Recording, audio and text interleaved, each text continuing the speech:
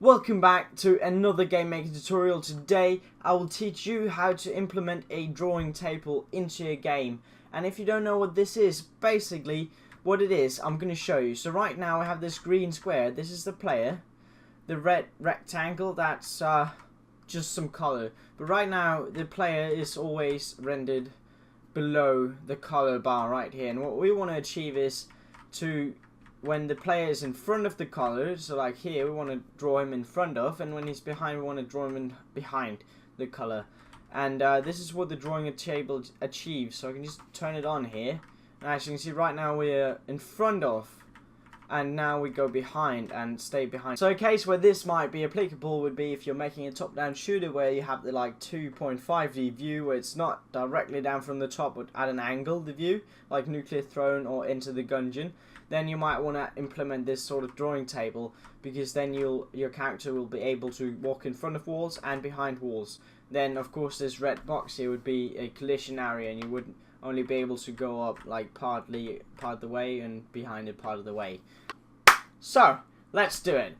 First of all, this is our controller right here. We have an object called the ODT, DT meaning drawing table, that's what you call this sort of thing, and then controller. So this is our controller that controls all the code for all the entities that need to be drawn. So you just put this in the room. I'll show you all of this a bit later, but we'll just go through the four events that we're having here. We have the create event, the begin step, the draw, and the cleanup event. So these are the most important. So in the create event we have the script. We have two scripts. It's the DT create and the DT clear. I'm going to walk you through what all of these are, but basically this one creates a drawing table and this one clears it out, so it's fresh, it's zero, it's completely empty.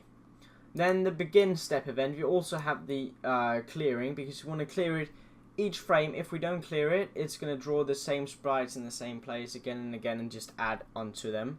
So we want to make sure that we clear it every time before we add our objects in again. Then we have the draw event, where we're going to draw the drawing table. And then we have the cleanup, where we're going to destroy the drawing table. So when our game is finished, we're going to destroy it. So let's get into this, and I'll show you all of the scripts and how to use them. So in the create event we have two macros declared, which are basically just macros for globals. If you don't know what a macro is, it's essentially just placing a keyword until another value. So how do I explain this? Right here you write the number sign or the hashtag or whatever, and then you write macro. Then you give the name of the macro. I like to use capitalized words or only capitalized characters for my macros. So we have the DT grid, and then you pass what variable is going to refer to. So in this case it's going to be global.depth grid. So DT grid is now the same as writing global.depth grid. And DT list will be the same as writing global.inst list. So instance list. And it's important that you don't put semicolons at the back. We don't want that, otherwise the macros won't work, so don't do it. Next up, what we're going to do is we're going to take our DT grid, so our global depth grid. We're going to create a grid that is it has a width of 2 and a height of 1. Because it cannot have a height of 0, it has to have a height of 1 at least. Then we're going to create a list and store it in the DT list, so the global instance list variable right here. So this is the create event, that's all there is to it. We're just creating a grid and a list. Then what we're going to look at now is the DT add. So this is the script that you use when you want to add sprites to the list. You can add as many as you want per object. You can add, in my case I only draw the player, but you can do like the player. You can do the player's sword or the player's weapons to make sure the swords and weapons are drawn in front of or behind the player as you want accordingly. So that is what this allows you to do. So basically what we have here is we are adding a huge array to the list. So basically this is a simple one, the DT add. It takes 4 parameters. It takes the sprite that you want to draw, the sub image, and the desired draw X and Y position. So these will commonly just be the X and Y positions of your object that you'll use. But if you want to draw it in another place, you can do that as well.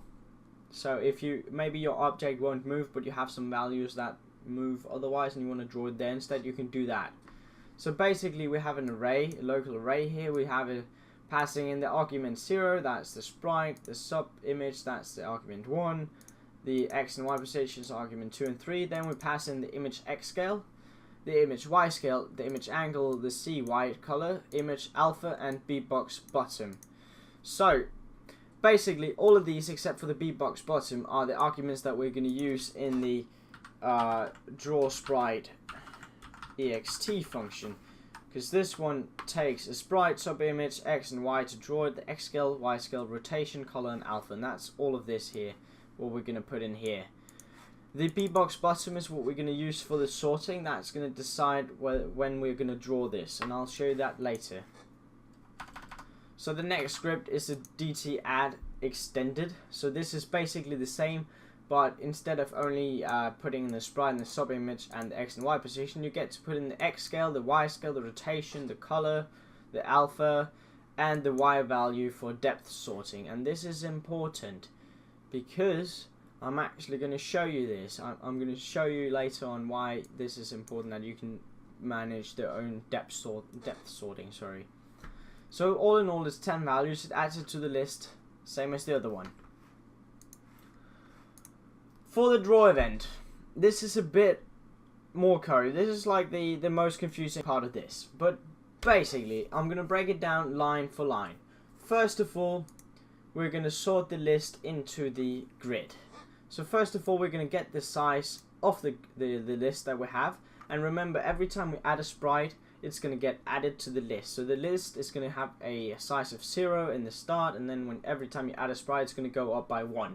So that's what we're getting here. We're just making a variable called dt list size, and we are setting it equal to the ds list size and getting it from the dt list. Right. Next up, what we're going to do is we're going to resize our grid, the dt grid. The width is still going to be 2, but the height is going to be either 1. So we're going to do max 1 or the dt list size. So what this does is, if nothing has been added to the list size will be 0, and the ds grid cannot be 0. So that's why we're using the max. So if the dt list size is 0, then the max will be 1, and we're going to set the height of the grid to being 1. Otherwise, it's going to be whatever the dt list size is. So as long as it's above 1, that's no problem. Then what we're doing here, let me explain, is we're having a for loop that is basically running through the whole list. So we're going to start at I equals 0, and we're going to go until as long as I is still less than the dt list size, and we're going to increment I by 1 each time. So basically what we're going to do is we're going to use we have a local variable called array, and it's basically going to be equal to the dt list, and this is an accessor. So basically this says dt list, so our list at position I. So this is going to start at position 0, then 1, then 2, 3, 4 as we go through. So remember, back in the add, we add an array. So this is a whole array that we're adding into the list, and then here we are extracting the array again. So we are assigning the array that's stored in the list to this array variable. Then what we're doing here is we're taking our grid at position. So this is the accessor for the grid. That's the hashtag or the number symbol, and the is the line. I don't know what you call that for the list.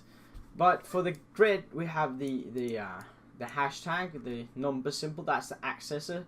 So this means that you can just access it just like it were a 2D array. So what we're basically doing is we're taking our dt grid, and at the 0 position, so the first position, add our I value. So that can be whatever I value that we are in the for loop. We're going to pass the whole array in here, just the whole thing, because we need all of it a little bit later down here. Then what we're going to do is we're going to have the dt grid, and then we're going to have at our next position, so the one that's the second position, add 1, and again in the I position, not y, in the I position, we're going to pass in array, and then we're going to pass in the 9th, or it's the 10th value from the array, which is the last one, which is the bbox bottom, or whatever you have added to it in the if you use dt add extended. So but for the most part, this will be the B box bottom, and that will be added into the slot number 2 of the grid. So that's going to be 1. So at 1, comma I, we're going to have array 9. And this is because of this line right here. We're going to sort the grid, so we're going to make sure that we sort the grid so all the values will be sorted in an ascending order. So we're going to use ds grid sort, then we're going to pass in our grid, and then we're going to pass in the column, which will be the first, or column number 1, so the second column, which is where we passed in the value of array 9. So this will pass in the B box bottom value. And the B box bottom, if you don't know what that is, basically if you had a sprite right here and we preview, the sprite has a mask, the B box bottom is the value of the lowest point in the mask. So it would be the line right here. That would be our B box bottom. So that's typically the lowest point of your sprite. That's where that's the value it's going to add in here. So we're going to make sure that we're sorting this in an ascending order, which means that the lowest value will be at the top and the highest value would be at the bottom. So if you have value 0, 1, 2, 3 going all the way down like that. So basically we're sorting. And then what we're doing, yeah, now comes the smart part. We're going to have a variable called yy, we're going to set it to equals 0. Then we're going to do a repeat by the dt list size. So we're basically just going to roll through all of the list and draw out everything. So first of all, we're going to have a local variable. This is called a because it's also it's going to be the array. So what we're going to do is we're going to get the array that we passed in here. This array that we passed in here to the grid at 0, I. We're going to get that array again at 0, yy, because now the grid is sorted. So the sprite with the lowest B box bottom, or the lowest value for that instance, the lowest value will be at the top of the grid. So we're going to get that into the array, and then we're going to check if the sprite exists. So this is going to be a at 0, because a at 0, that's our sprite index. Right here, that's our sprite index. So we're going to check if this has a sprite index, this array, because if it doesn't, that might happen if you haven't added anything to the drawing table. Then it won't have a sprite and it'll crash. So we're checking if the sprite exists, and if it does, we're going to draw sprite ext, and then we're just going to pass in a0, a1, a2, 3, 4, 5, 6, 7, 8, all the way up to 8. So these are all the things that we need. And then after that, we're going to increment yy by 1. So we're going to do what this is going to do. We're going to start at yy 0, then it's going to repeat. So right now yy is 0. So we're going to do all this. It's going to say variable a equal dt grid at 0, 0. Put all this in, draw the thing. Then we're going to increment yy will be 1. So it's going to go through it again. Now it will be variable a equals dt grid at 0, 1. And then 2, 3, 4, all the way until we are finished going through the dt list. So when we're done going through all the sprites, it'll stop and can draw everything out. So this basically makes sure that everything will be drawn in order. So the sprite with the lowest value will be drawn the furthest in the back, if you want to say that. You can say it furthest, they'll be drawn first, and then everything else will be drawn accordingly on top of the other sprites. That's how this works. Then we have the dt clear. This is basically just clearing the grid and the list. So we're going to do ds list clear the dt list. Then we're going to do ds grid clear the dt grid, and we're going to clear it with the value of 0. Then the dt destroy is basically just the cleanup code. So if we're going to check if the ds exists, the dt list is a ds type list, then we're going to destroy it. And the same with the grid. You can just copy the code from the screen. It's basically just checking if our data structures exist, and if they do, we're going to destroy them. So, how to use this? If we take a look on the player here, so this is our player. So how do you use this? It's very simple. First of all, I have an if statement here because I made a global.on just to check, to be able to toggle between the depth sorting system and just the normal drawing mode. So just ignore this. If you just want to add it, we're just going to comment this out actually. and then I'm going to do it again. So when you want to add a sprite to the depth system, you go into the step event or the end step event. It can be either one, step or end step, but it cannot be the begin step. It has to be the step or the end step. That's very important to note. Then you go in and you write dt add. So use the script. You can use dt add ext. I'm going to show you that in a second.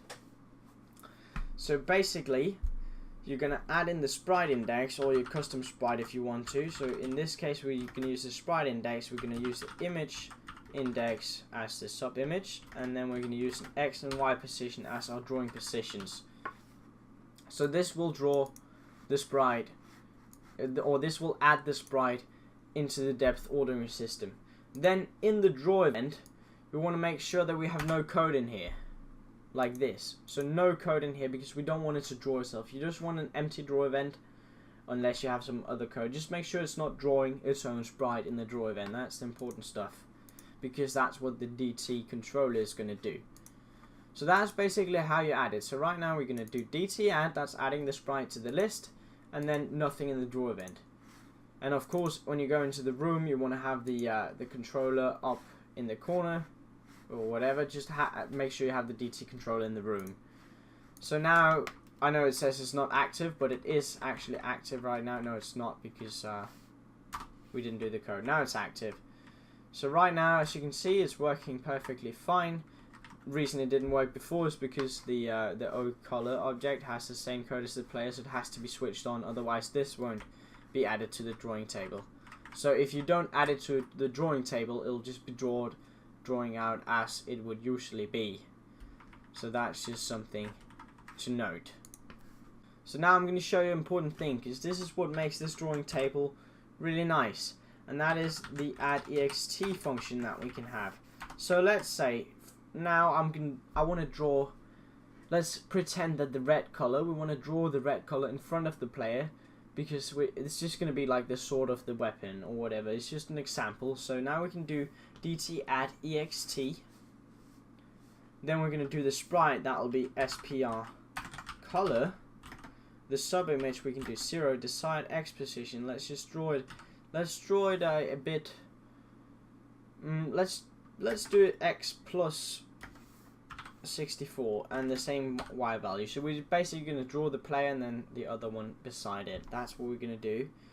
Then we're going to do the x scale, that's going to be 1, y scale 1, rotation 0, color see white, alpha 1, the y value for depth sorting. So now actually let's draw it halfway over. So now it's going to overlap halfway, and the y value for depth sorting we can pass in, if we want to draw it in front of, we can pass in the b box bottom.